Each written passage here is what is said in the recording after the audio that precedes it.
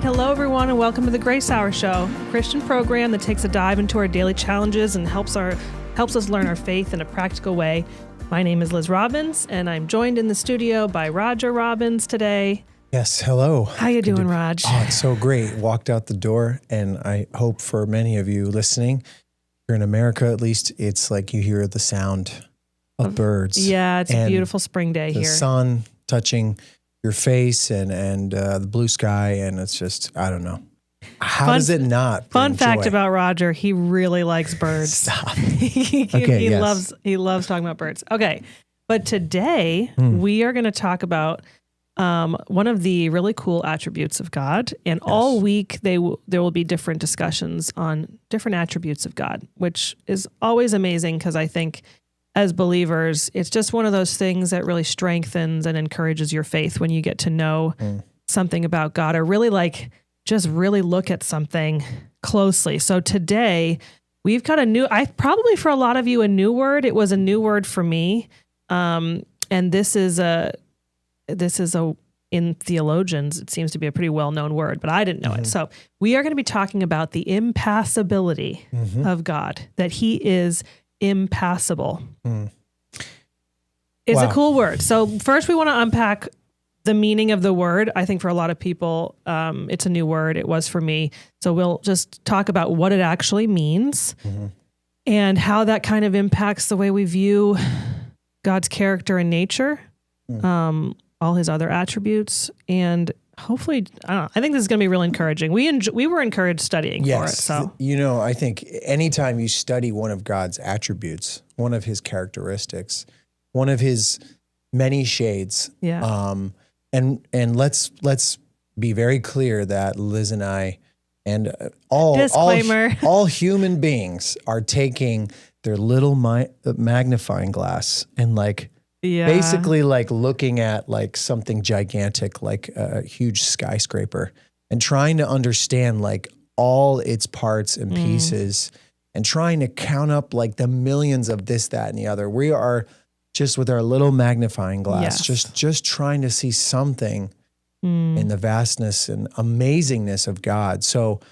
but we know that through revelation, God has revealed himself to us. Praise God. Yeah. Both through general revelation, which is through nature, and then also through special revelation, which we say comes in the person of his son, Jesus Christ, and also through his words that he gave to us through prophets of old, and then collected through the apostles.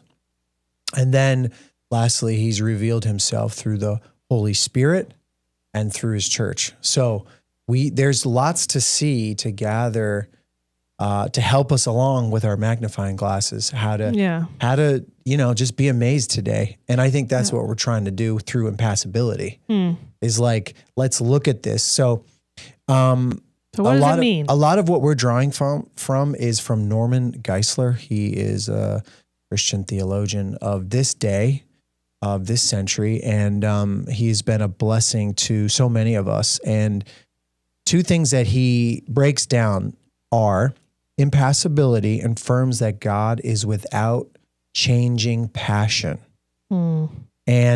but it does not deny that he has different feelings.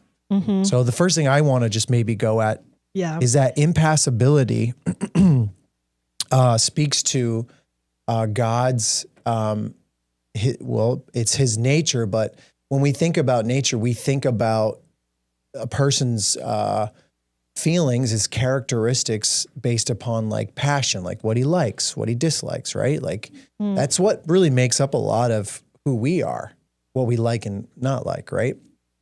But with God, because he is perfect, all perfect, it is saying that he cannot and does not change. So when it comes to his passion, and we would say another word is feelings, but feelings is kind of like a lower level word to describe God. Hey, God, you have feelings. That doesn't compute. But passion is used because passion involves a desire involves a desire for what is lacking, right? Human passion right? Does. Yeah. Sorry. That's what you're making that distinction. Yeah. So I want to distinguish between, let's say, like a passion of a human being is based upon something externally or internally that's lacking. Yeah. So I have a passion, I have a response, for example. Yeah. And my emotions react to it based upon something that's lacking. There is an impression, there is a, let's say, like something that isn't, like, for example, when we think about this, we think that can God feel pain or suffer and be inflicted upon, like misery, for example, in his life, but his passion, his feeling is unchangeable. So if it is a bad passion, for example, his wrath, it's not happening or like firing off based upon another cause. Yeah. So he is not being hit, for example, with some news or some effect, some wave of outside force that then makes him passionate or emotional, express his feeling. Yeah. So it's hard for us to understand, like, wait a minute, are you saying you're uncaused? Like you are causeless? Well, or not. I think it's that he doesn't react the way that a human is reactionary. Well, yeah, right? that's the point. Yeah, because I wanted to, when I looked it up, as a mere commoner, I went onto the World Wide Web and typed in. Did you really? What does impassability mean? Yeah, absolutely. That's like step one for me. That's where I. You didn't tell me that. That's before where the I show. really get into it. Wait a minute, time out. I know. But it was interesting because the word impassability right away, they give you the common meaning for it, and then they give you the theological. And I thought that the common meaning in itself was a little bit enlightening. And it's like, if a certain way, like through the mountains, is impassable, it means you can't overcome it. Yeah. Like you're not going to be able to get through it. And in the same way, the theological meaning is that if God is impassable, it means he's not subject to emotional changes or external forces that would alter his being, right? Or so like his inner state. So what's one word that could sum that up? Immovable. Yeah, like so, because I was thinking about that, like he can't be overcome in the sense that the way that we are as humans, there's so much that can, like you were saying, cause us to do this or that something would happen and we would react to it. Right.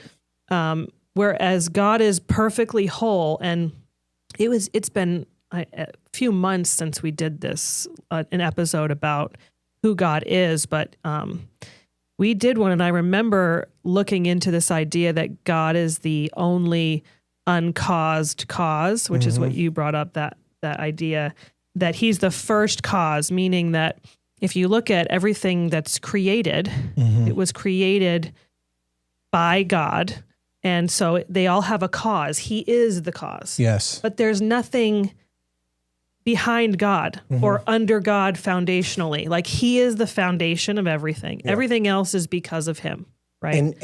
And so because of that, there's nothing that could like cause him, like in the most fundamental sense. And like, that's just hard for us to understand, isn't it? It's very hard. Just you even talking about it, I'm like, oh, like, no, there's got to be a way around that. I mean, even when you think about like, okay, you've got like an apple, but if you look closer at the apple, it's made up of little cells. And within the cells, you look closer and closer, and you can get all the way down to like the atomic level. And now people are looking at subatomic particles, trying to get to like what is the cause? Like what's the foundational thing that we're all made of? And behind all of that is the God who is outside of creation. So he is not impacted by external forces the way that everything created is. So true. So I think it's really cool to think about it, because in the Bible, there are words that are used to describe people and to describe God. And those words are used interchangeably, like anger. Like a person can be angry and God can be angry. Yes. But if you study the theological, the underpinnings of that, you see that God's anger is wholly different from human anger. Yeah. Just like God's love is. Yeah. Right. And if we try to like put the round peg in the square hole sort of thing, like we just keep mashing it. Yeah. Like nothing's ever going to change. Like we have to stop doing that first. Right? That's a really good point. And that's kind of the idea that like I'm finite and he is infinite. If you even hope to get a glimpse of God through your tiny magnifying glass, that's where you've got to start. Right. And so two things that Norman Geisler brings out is that God is not passible or subject to passion. So externally, right? Like I was saying, humans, we only compute this because our passions involve a desire from a place of lacking. Like we have been caused, and therefore we go back to that cause. We're always like reaching, trying to fit, and mold. But God cannot undergo passion and suffering. So then you're like, wait a minute, he can't undergo passion or suffering. Nothing in the created universe can make God feel pain or inflict misery upon him. So, and then Norman said that this doesn't mean that God has no feelings. It means that his feelings are not based on something or someone's actions imposed on him. So this is like the first little... So to play devil's advocate, right? Which we in our studying we always like to think what questions do people have? Okay, don't go there yet though. Oh, really? Okay. Okay. It's my favorite thing to do. Okay, yeah, you can. Let's do it. No. I was just thinking that like in the Bible, we see God changes his mind. Yeah. Right? Like, come on, we see it. We see that he was going to do this, and then he doesn't do it. Right. So if you're saying that God doesn't change and he's not acted upon, then how can he change his mind? Yes. Okay.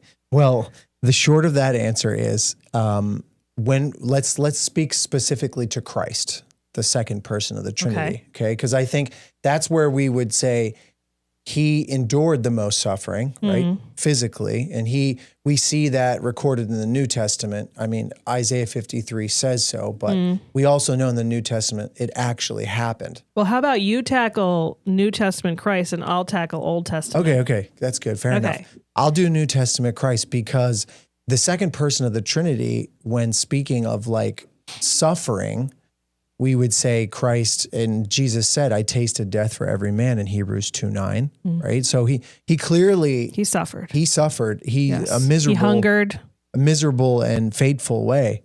However, one thing that we find in our theological like terminology is the word, and it's very cardinal and orthodox. It's the idea of the hypostatic union, which is that Jesus is divine. He is the Son of God. But he took on another nature, a human nature.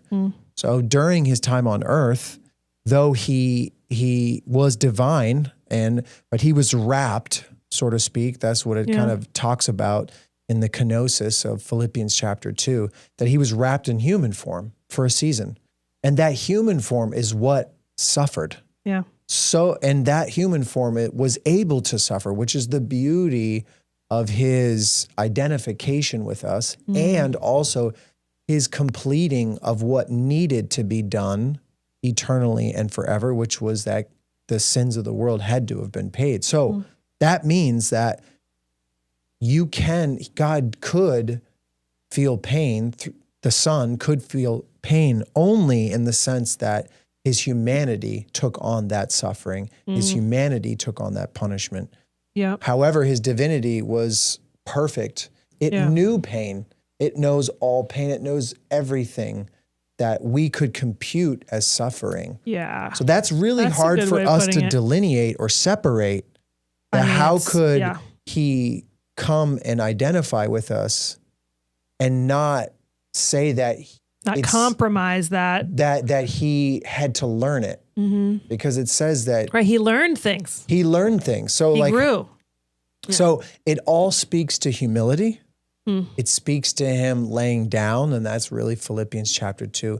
He did something extraordinary, but it did not compromise. And Ignatius said this to Polycarp. Polycarp is a great bishop of Izmir, Smyrna, where we used to live. And he said, look for him who is above all time, eternal and invisible, yet who became visible for our sake, impalpable and impassable, yet who became passable in human form, not human form for our account. Yeah. So he became passable for us.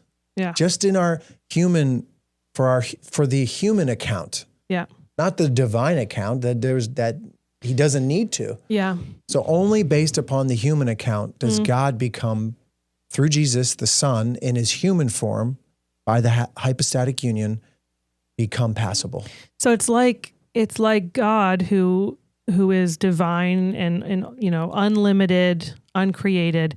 He chose to submit to this human form where there are limitations. Like he is a God who has no limits, and he chose to become a man, be born a child, grow and experience all these very, human, undivine things. And he was like, put himself under the limitations of humanity. Yes. It's amazing. And it's not manipulation, right? It's not subversion. Right. It's not trickery. He was in full control. He was behind the wheel. Right. He was not like held at gunpoint to do this. Yeah. Like we would think that the external forces of the sins of the world or, the fall of Adam and Eve was a slip up. The sheer power of the Roman Empire that most people couldn't even hope to overcome or in any way navigate through. And yet he found his way to the cross because it was the Father's will. Yeah. I was thinking about that too. Like, I remember Peter saying, there's no way you're going to go to the cross. And he often just had it wrong. But Christ was never, like you said, or when we were studying, like it was the joy that was set before him that Christ went willingly to the cross. Yeah, like how could even you in say his that? humanity. How could you say the joy that was set before him? It's the fact that he fully understood and knew exactly what suffering is. Yeah. He was never shocked by it in his divine nature. I think whenever I think about the incarnation, which we're treading on such holy ground with these are cardinal doctrines in many ways. Right. So we want to be so careful. But whenever I think about the incarnation, what I think about, you said humility, and I always just think about how secure God was in his nature, that he was willing to set aside his divinity. Like if you think about like any human person, we always want to attain more power because we're so insecure. Because we're lacking. We're so lacking. But he has no lack. Like he has no lack. So always full. He's not grasping, right? Yes. That's another translation. Like he wasn't grasping at his own divinity. Yes. He was willing to lay it aside. And I think it's so important whenever we're trying with our limited minds to grasp something about God, we always have to go back to that he is so unlike us. Like the fact that he lives outside of time and space, that he lives outside of creation, we can't quite get it. But if we want to at least attempt to see him, through a glass dimly, kind of like if we want to at least attempt it, there has to be that humility that we recognize he is so unlike us. Yes. And I think, looking now at the Old Testament, maybe people could have some confusion when it shows times when God changes his mind. Use the example. Well, I was thinking, so first of all, there's a few verses people know well. Numbers 23:19 is where it says that God is not a man that he should lie, or a son of man that he should change his mind. So that just said that God does not change his mind. That's what it says. And the word for change there is naham, Naham. And if you look at the meaning of that word, there's like 5 different options. And within those 5 options, there's like 10 to 15 sub options for the meaning of that word. It is like, wow. Like if you get into that word, I spent a good while. I was just like, I'm lost in this word because it is a profound word and it's used a lot of different ways. But in that situation, what it's saying is that like God does not change his mind, meaning he does not regret. He doesn't do something and then go, oh my gosh, that was so wrong. I wish I could hit backspace on that, you know? And actually, when I looked at the word, it's one of those words that, I'm not saying it right, I think, but onomatopoeia. It's a word that sounds like what it is, like bang is a word like that because it sounds like what it is. And the word naham it's like a sigh or a groan. Just like when you regret that you did something, I can imagine you're in your car and you get onto the highway and immediately you see all the brake lights and it's traffic and you go, I should have gone the other way. Oh my gosh, I just shouldn't have gone this way. I should not have gone this way. What this is saying is that God doesn't do that. He doesn't do something or say something and then later go, oh my gosh, I shouldn't have done that. He's not that way. The reason he's not is because of this, that he is outside of time and space. Like we as humans, we assess our lives. We got information coming at us. We're interpreting it as best as we can with our limited abilities. And then we act and decide this or that. I say this or I go here. I love this person. I trust that person. I don't trust that person. Everything we're doing is this like assessment to the best of our lack abilities. But God has unlimited ability. He has unlimited wisdom. He is outside of time and space. So there is never a time when he does something in time and space and regrets it. And there's never a time when he would lie or he would be misinformed. And so, you know what? I got that one wrong. Yeah, I didn't get it. That happens to us all the time, right? Yeah.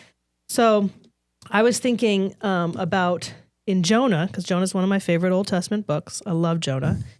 And in the book of Jonah, we know what happens. God says he's going to destroy Nineveh. It's a terrible city. They're evil. They do disgusting, despicable things. And he sends Jonah to go, and Jonah doesn't want to go. He goes, they repent. The city repents. And it says in Jonah 3 that the Ninevites said, who knows? God may turn and relent and turn from his fierce anger so that we may not perish. And the next verse, verse 10, when God saw what they did, how they turned from their evil way, God relented of the disaster that he had said he would do to them, and he did not do it. That word relented is naham. He changed his mind. It's the same word. Yes. So you could see how a person who would be reading the Old Testament would be like, hold up. Numbers says he won't change his mind, and he just said, I changed my mind. Yeah. So this is where we get to like really enjoy. Don't the Australians call this a sticky wicket? A sticky wicket. You got yourself. You're in a pickle. You're in a pickle. We say in America. I think that's a cricket term. The sticky wicket. Sticky wicket. Yeah. So what I love about the book of Jonah is that immediately after this is where Jonah says he's exceedingly displeased. Yes. In verse 1. Why? Because I knew that you are a gracious God and merciful, slow to anger, and abounding in steadfast love, and relenting from disaster. So what happens here is Jonah actually knew that God is unchangeable. Impassable. He knew that he is impassable. Somewhere along the lines, he revealed that to him. He understood that when God says something, he is that way. Yeah. He is who he is. He is the I am. Yeah, he has unchanging feelings. He's like, his passions are set. Yes. His anger and his wrath and his love. And he can go in both directions. Yeah, they're pure. He can have unchanging, mad feelings, right? Like his wrath is there. Wrath, right? And then he can have unchanging, good feelings. Yes. You know? Yes. So, and I don't think it was this book, but the other one you were reading at home when we were studying said this, that what can change, and in my commentary here, it was Matthew Henry who said, when it says he repents or changes his mind, when it says he nahams, just adding an S to a random Hebrew word, scholars are freaking out. It is not referring to any change of his mind for he is one mind. Like, he's not going to change his mind, but only of the change of his way. So in this situation in the book of Jonah, God said that he would change his plan. He was going to destroy the Ninevites. And then they repented, and he said, I'm not going to destroy you. So what happened? Did he change? Yeah. Was the God of the universe impacted? Was he acted upon by external forces? Who Meaning, moved first? Did the Ninevites' repentance change who he was? No. He has always been gracious, merciful, slow to anger, abounding in love, relenting from You know what disaster. I was thinking as you were talking? I don't know if this is a good example of this, but like when you're playing like an instrument, like let's just say a trumpet, like you're blowing air through it and it's going out like the end, the exit of it, right? Yeah. Air's only going in one way, but up top you have like these three, I don't know what they're called. I don't know what they're called either, but Look like buttons. they're like buttons that are like cause movements and variations in the sound, and the vibrations of the air passing through. Right. So it's like saying, you know, you are breathing air and it will always come out that way. You are pushing air through it. However, you are deciding to push each button, whether it's 1, 2, or 3. The result at the end is different. Yeah, and that's none of your concern. Right, and the air didn't change. Everything is the exact same except for the person who chose to push those buttons. Yeah. And really, like, that's something hard for us to like agree with. Yeah. You know, that like, how dare you push button 2 and relent? Yeah. You know? Well, And that's then- what Jonah was mad about. Right. And then we point the finger and we go, you have some changing feelings, you know, like I have changing feelings, and that's not right. Yeah. And God is really like, you know, he doesn't have to tell us anything. Right? Like he doesn't, if he were like, oh, you really want to know what's up? I'll show you myself and you'll be consumed. Yeah. You know what I mean? Like he could just really, like I was killing ants yesterday in my house, you know, the springtime, they're coming in and I'm playing God. Close to feeling like God is. I know. I'm just squishing him. Oh, you think you know better? I'd take you out. You know what I mean? Like that. He doesn't like bugs, guys. He doesn't have that reaction. He just pushes those buttons. And ultimately it's of his desire that his creation would know that to rest in peace with whatever God does. Yeah. And I think that's a really profound thought, Jonah. Yeah, because what I've always found actually great comfort in the book of Jonah, because of the conversation at the end of it, which is God, first of all, just being so patient with Jonah, who like had the nerve to be like mad at God for being gracious. It's like, wow, Jonah, you know, like right off the bat.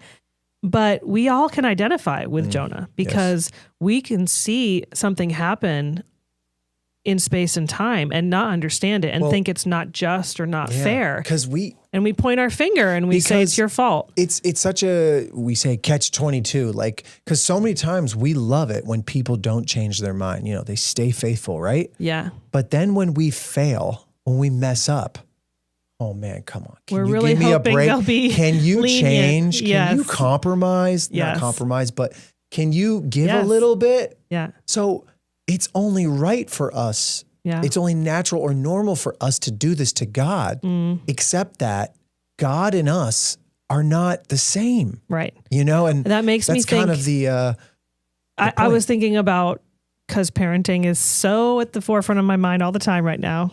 Please pray for me. But all the people one of the that are also parenting out there, one of the hardest things about parenting is this little game, right? Because we're trying to teach our kids that actions have consequences. That there's that when you do this, this happens, right? And we try to make that as tangible as possible before they enter the real world, where their actions can have really harmful and permanent consequences. So we do it with little things like, if you don't do your chores, you can't do this. And, you know, if you hit your brother, you know, we try to show that that you reap what you sow. Well, we're right? saying this from a place of like God-like space. Well, right. So right? what That's I'm saying is, at. like, God has said you reap what you sow, and yet he's gracious. Mm-hmm. So we all deserve destruction. Mm-hmm. We all deserve judgment. And yet through Christ, there's grace for us. And I think we start to taste of that when we try to discipline our children, when we ask ourselves, where's the line? When am I gracious? When should I hold the line and make sure they feel that consequence to its fullest degree? Hard. It's hard. And the biggest reason why is because we're not God. Exactly. That's what I'm saying. And it stinks too when, just to add to this thought, that when you try to uphold that like unchanging nature and then you change it and your kids and then they get mad they're at like, you. You just did it too. Yeah, they're like, the last time you said that, you took my screen time away, but then this time you didn't. And you're like, oh. Yeah, I'm like, I can't keep track of this. I'm not God. Okay, so that's what I was thinking was, and when I looked into this word, Naham, mm-hmm. the word that is used in Numbers 23 that says that he does not change, okay? It's used in Jonah to say that God relented of the disaster, so he decided not to do it. It's actually more commonly used, directly translated as comforted, which is tied to this idea of compassion or pity, that God looks down on us and we're so limited, mm-hmm. and he has compassion on us. And it's this active compassion that's usually coupled with help. So this word Naham is actually like really incredible. Yeah. And for example, Psalm 23, it says that your rod and your staff, they Naham me. Mm. And there it's translated comforted, but in an active way, like where it keeps you from harm, like the mm-hmm. rod and the staff is keeping you from going the wrong way. Yeah. Like this is how God changes in the sense that he cares for us. And perhaps personally. That rod is both comforting and disciplining. Oh, exactly. You know what I mean? Right. Like, because it's God's unchanging comfort, right? He can both strike you with that rod and he can comfort you with that rod. Yeah.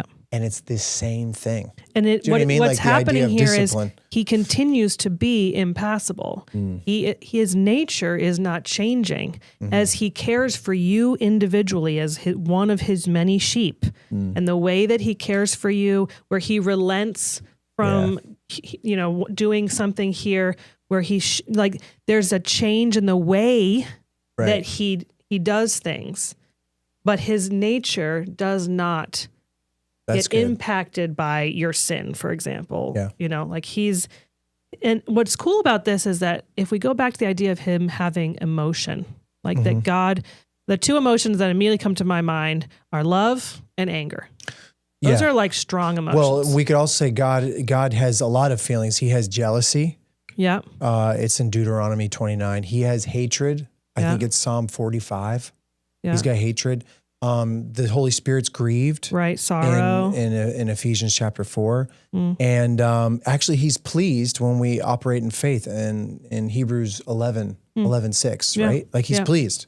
So he does have feelings. Those are like emotions.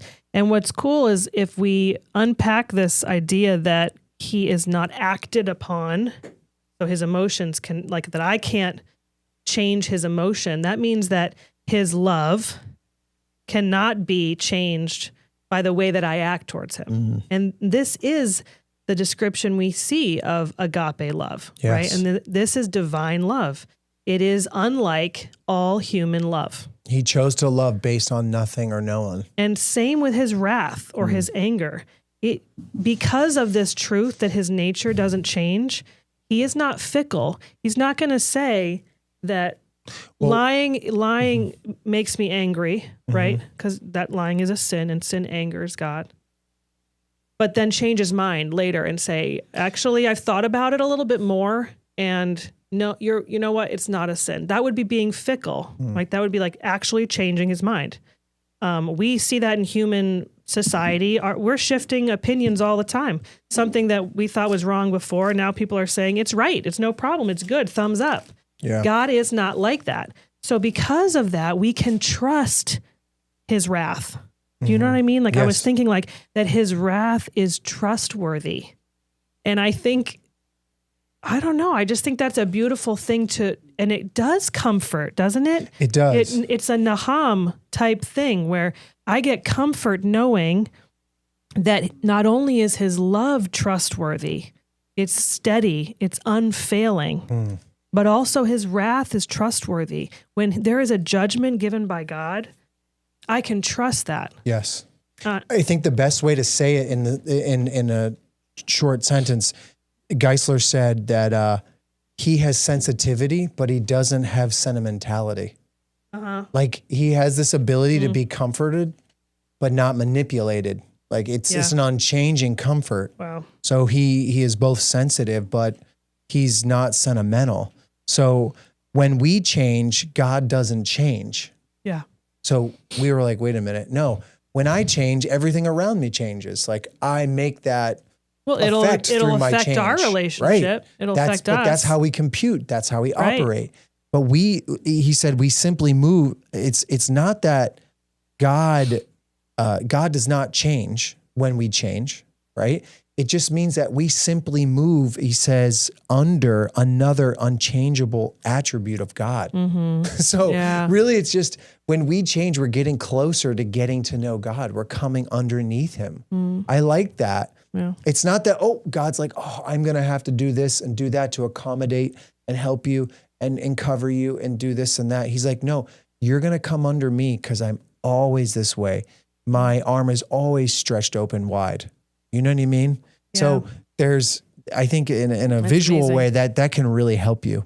Yeah. And I think the truth of this nature of God and how it can like be an encouragement is made clear in Hebrews 6. So in Hebrews 6, it's about that we can trust God's promise to us. And it says in verse 17, so when God desired to show more convincingly to the heirs of the promise the unchangeable character of his purpose, he guaranteed it with an oath, so that by two unchangeable things in which it is impossible for God to lie, we who have fled for refuge might have strong encouragement to hold fast to the hope set before us. And this is one of my favorite phrases in the New Testament. We have this as a sure and steadfast anchor of the soul, a hope that enters into the inner place behind the curtain, where Jesus has gone as a forerunner on our behalf, having become a high priest forever, after the order of Melchizedek. This phrase, like a sure and steadfast anchor of the soul, like that God is this way, that he is impassable, it builds our trust. It shores it up. It becomes this anchor of our soul. Yes. Right? I think that is incredibly encouraging and comforting. And it's why considering the nature of God, as mind-bending as it can be, we reach our limits. We're constantly hitting up the limits of what our mind can even comprehend about an uncreated, perfect being. And to add to this point about Hebrews is that another part about God's impassibility is that it doesn't mean that he's immovable or immobile. Like, you know what I mean? Right, like now that active. he's this mountain that he's just fixed there forever and he can't move. But actually, he's so dynamic. Paul said that in Acts 17, I think it's verse 25. He said, nor is he served by human hands as though he needed anything, since he himself gives to us all mankind life and breath and everything.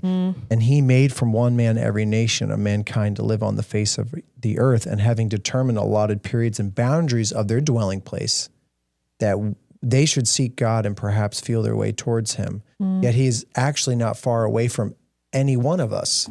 So it's speaking about how like the immovable is like also at the exact same time the most moving mover. That's the way Geisler said it. He says the most moving mover, which it's like, how is that possible? Well, if he's everywhere present, my gosh, right? Like he is in everything. It's sewn into his other attributes that he's like both immovable, but that he's actually the greatest mover. Well, and it goes back to this idea that he doesn't lack anything or need anything from us. Self-sufficiency. And yet he wants us and he's near to us. Like he doesn't need us, Yeah. But he has chosen to be near to us. Well, maybe perhaps that's a good way of like the entrance to understanding is like, first of all, God's self-sufficiency. Yeah. Like we hit it at the beginning, like the lack. Right. To understand this is just to know that he doesn't lack. I lack. Yeah. You lack. We lack. He doesn't lack, right? Like there's a lot of verses that talk about that. Romans 11, in him we live, move, and have our being. Yeah. No, that's in Acts 17. It's like all things in him, through him, and by him are all things, right? 11. Yeah. Romans 11. That's kind of like the other thing. That's the other concept Colossians about 1 that. also, right? Like his preeminence. So self-sufficiency is key to like understanding impassibility. Yeah. The other thing I think is immutability. He's like these words they're not quite interchangeable, but they help paint immutable the picture. is a very it's really tightly connected to being impassible. Yeah, right? It means like unaffected. That like nothing externally can affect him. And it's that immutable is like that he doesn't change his mind in what he believes to be true. Like he is true. And those are the verses that you read in Hebrews chapter 6. Yeah, I think that this idea of when you think about it as lack, and it helps get a human being to the right headspace to think about God, because we can all very quickly recognize our lack when we think about like love. Like you talked about the passions, like just hunger. Like we have to eat every day. Like we are immediately lacking. Like the moment that we haven't eaten for a while, our body is like, okay, we need something. We are constantly in a state of need. So if we could just like meditate on the truth that God does not need anything, it just brings you to this, I think, just a quiet place, and it gives at least a little bit of clarity that, okay, God is not like me. And now we land in Numbers 23 again, that God is not a man that he would lie, or the son of man that he would change, that he would repent, that he would naham. And in that sense, he's not like a man, but he does naham in his nature, meaning he does change his ways. When you repent, he gives compassion.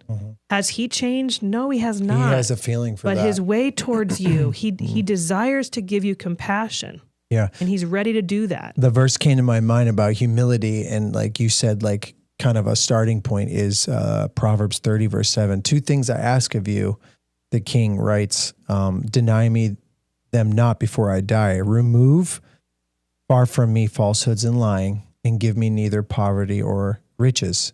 Feed me with food that is needful for me. Like it's implying that I'm lacking, right? Like there's a humility that says I need. I said that verse the other day about like, open my eyes that I might see your wonderful ways. Like it's implying that my eyes are closed. Yeah. You know, it's like, that's where we're trying to get to is like, you know, are we sinking? Well, let's talk about the water.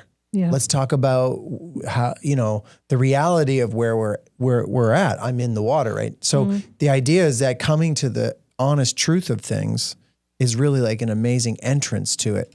And then I was just thinking too, that Jesus told Peter, remember he was like, you're never going to do that. What Jesus had said he would do. He said, I'm going to go to the cross. Right. Peter said, no, God forbid. You know, God forbid, That's you know, so basically you're going to change your mind. So ironic. I'm going to change your mind for you. And Jesus says, get behind me, Satan, for you are a hindrance to me. You are not setting your mind on the things that are of God, but on the things that of man. Meaning like you savor it. You're sentimental. I'm sensitive. You know what I mean? I'm sensitive to God's will. Yeah. Big difference. Peter, you're sentimental because you're worried about losing me. Yeah. But God's like, I'm sensitive. Jesus is like saying, I'm sensitive. Isn't that amazing? Yeah. Big difference when it comes to impassibility. And it's like why the best prayer we can pray is not my will, but yours be done.